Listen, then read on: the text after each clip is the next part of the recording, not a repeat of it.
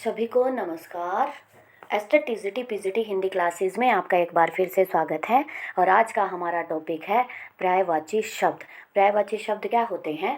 पर्यायवाची शब्द ऐसे शब्द होते हैं जो अलग अलग शब्दों के समान अर्थ व्यक्त करते हैं, यानी ऐसे शब्द जो अलग अलग शब्दों के समान अर्थ व्यक्त करते हैं, ऐसे शब्द क्या कहलाते हैं? पर्यायवाची शब्द। थोड़ा सा इसके बारे में विस्तार पूर्वक जान लेते हैं। पर्यायवाची शब्द, पर्यायवाची शब्द इनका अन्य नाम समानार्थक शब्द या फिर समानार्थी शब्द होता है, यानी ऐसे शब्द जो अलग अलग शब्दों के समान अर्थ व्यक्त करते हैं उन्हें पर्यायवाची शब्द कहा जाता है।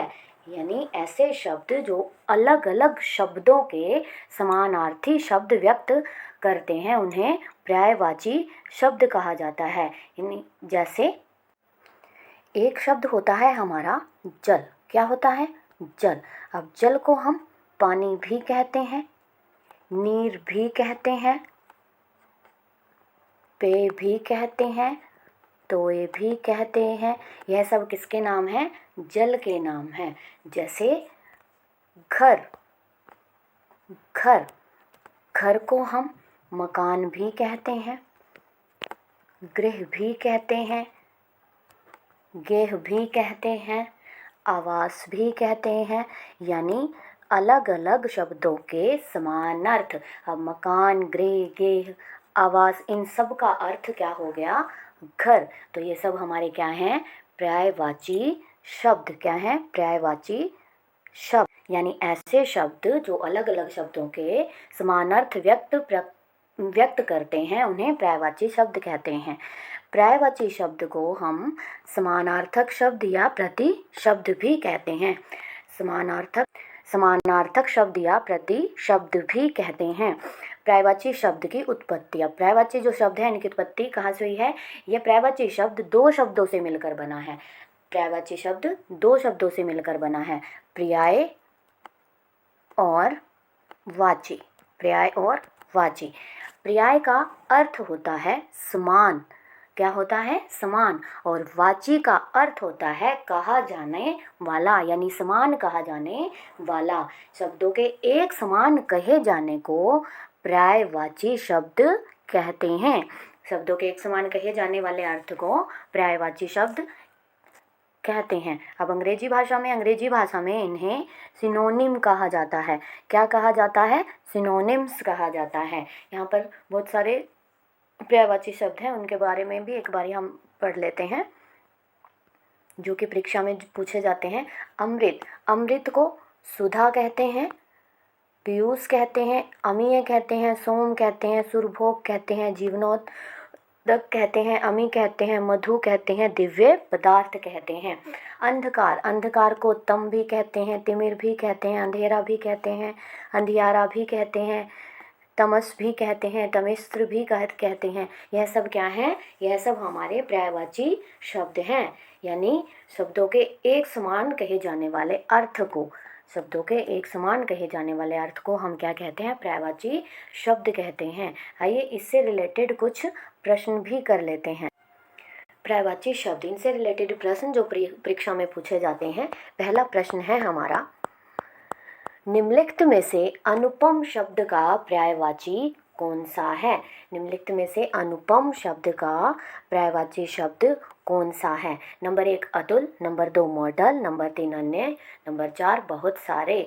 तो अनुपम शब्द, अनुपम शब्द को हम अपूर्व भी कहते हैं, अपूर्व भी कहते हैं, अनूठा भी कहते हैं, अनोखा भी कहते हैं, अतुल भी कहते हैं, निराला भी कहते हैं। तो इसका सही आंसर क्या है? इसका सही आंसर है अतुल। अनुपम शब्द का पर्यायवाची क्या है? अतुल। चलिए नेक्स्ट क्वेश्चन देख लेते हैं। तुरंग शब्द किसका पर्यायवाची है?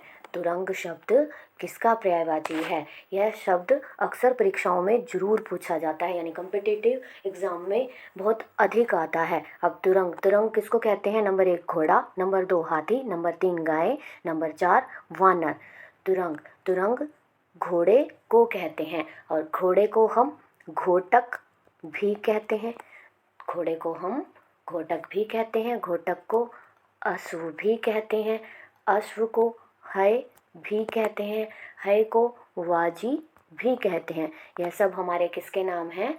घोड़े को। और एक और शब्द है सैंधव। क्या है? सैंधव। यह सब किसके पर्यायवाची हैं? यह सब तुरंग यानी घोड़े के पर्यायवाची शब्द हैं। नेक्स्ट क्वेश्चन कर लेते हैं।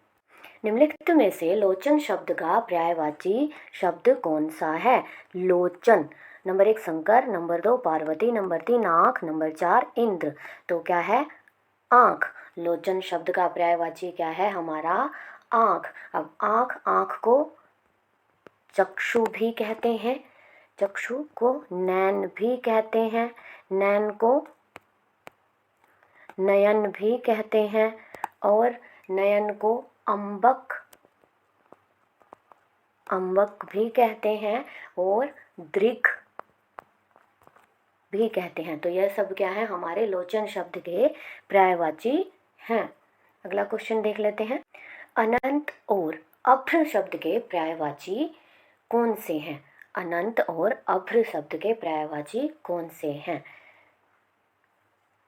नंबर 1 आनंद, नंबर 2 कुबेर, नंबर 3 आकाश, नंबर 4 पाताल।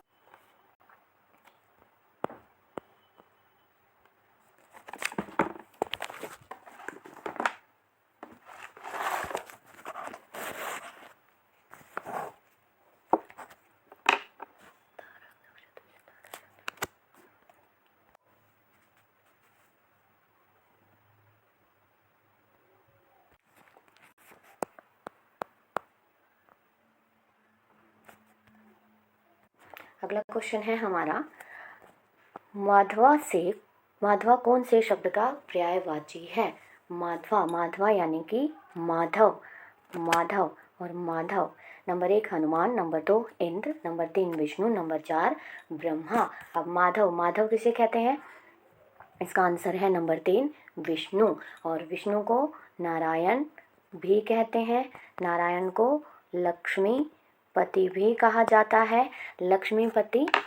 दामोदर भी कहते हैं, दामोदर को पीताम्बर भी कहा जाता है, और कृष्ण भी कहा जाता है, और केशव भी कहा जाता है, केशव को गोविंद भी कहा जाता है, गोविंद।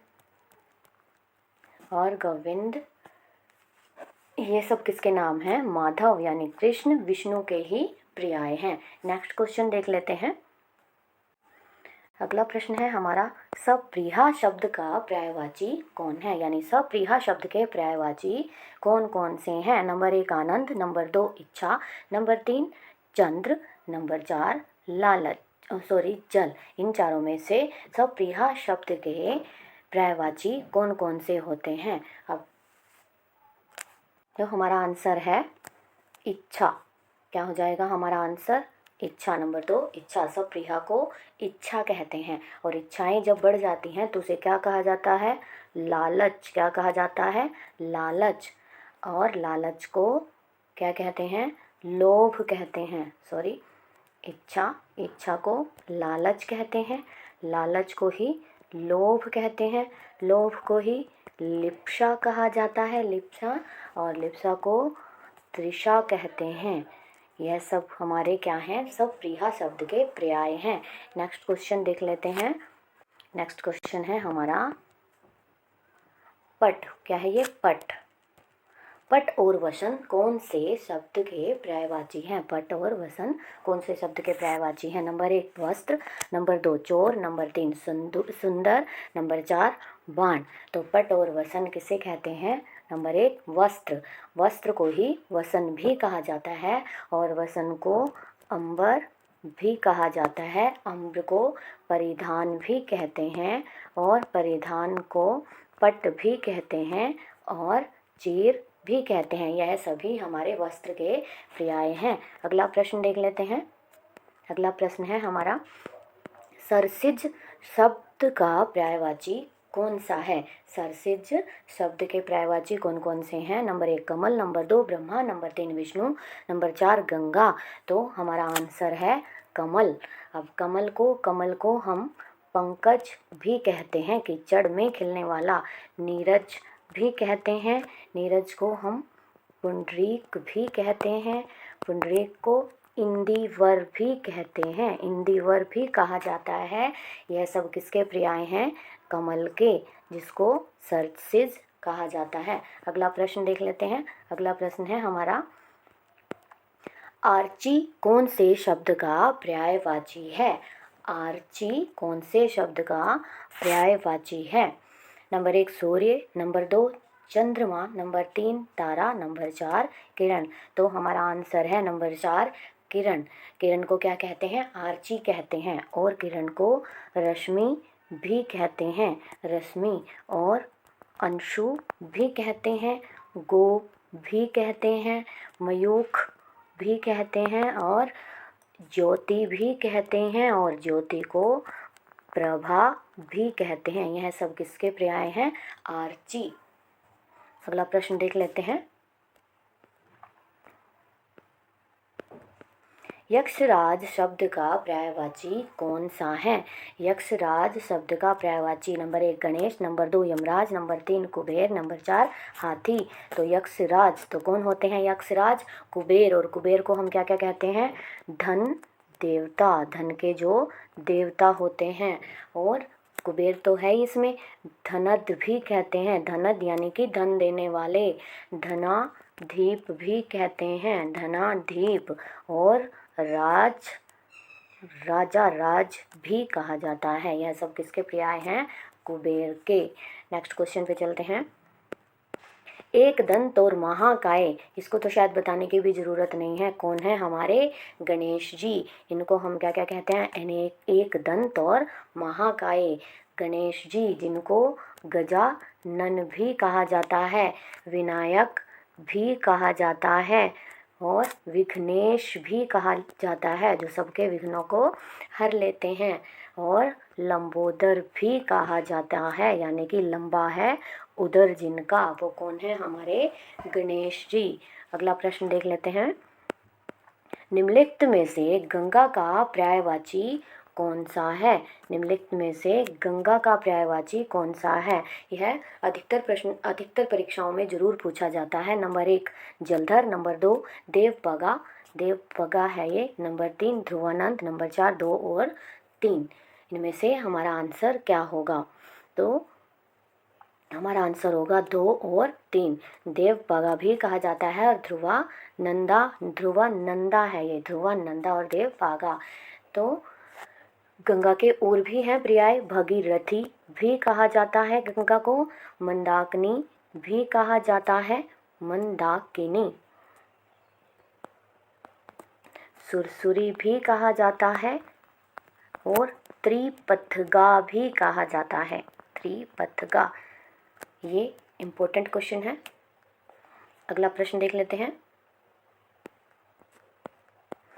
घर शब्द का पर्यायवाची कौन सा है? नंबर 1 आगर, नंबर 2 आयतन, नंबर 3 गेह, या फिर बहुत सारे। तो सबको पता है घर को क्या क्या कहते हैं? गेह भी कहते हैं, गृह भी कहते हैं, मकान भी कहते हैं, आवास भी कहते हैं, निवास भी कहते हैं, वास यानी बासा भी कहा जाता है, निकेत भी कहा जाता है, गृह। ये सब किसके पर्यायवाची हैं? घर के। अगला प्रश्न देख लेते हैं। विशाख नंदन किसका पर्यायवाची है? विशाख नंदन 1 चंद्रमा, नंबर 2 ये गधा है, गधा।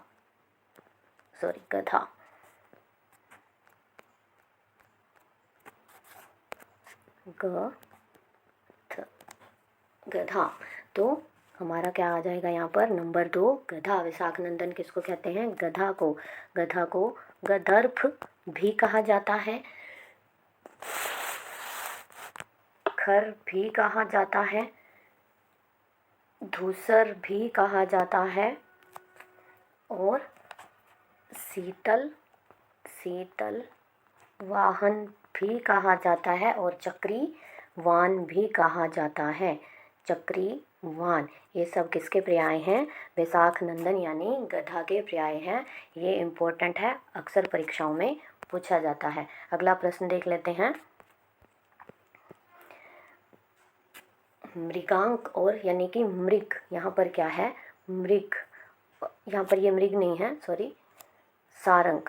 सारंग निम्नलिखित में से किस का पर्यायवाची है? किसका पर्यायवाची है? नंबर 1 चंद्र, नंबर 2 पुत्री, नंबर 3 पत्नी, नंबर 4 बाप। अब सारंग, सारंग वैसे तो ये यहाँ पर, सॉरी ये प्रश्न, एक मिनट, मृगांक, यहाँ पर सिर्फ मृगांक आएगा। क्या आएगा? मृगांक आएगा।